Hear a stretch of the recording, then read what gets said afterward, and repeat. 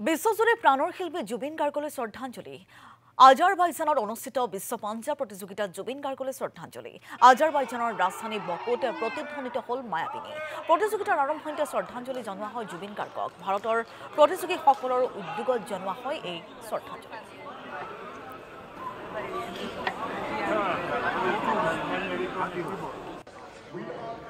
আজি এই মঞ্চত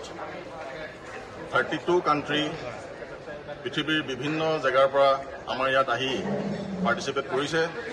আৰু এইখন আটাইতকৈ পাঞ্জাৰ ডাঙৰ মঞ্চ পৃথিৱীৰ ভিতৰত আটাইতকৈ ডাঙৰ মঞ্চত আমি আজি একত্ৰিত হৈ আমি অসমৰ খেলুৱৈ তথা ভাৰতবৰ্ষৰ খেলুৱৈ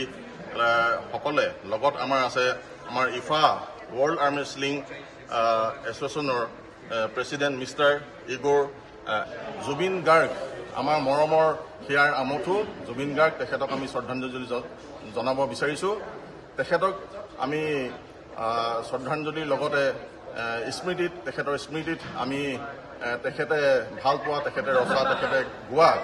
এটি গান আমি গুণগুণাই দিব বিচাৰিছোঁ এই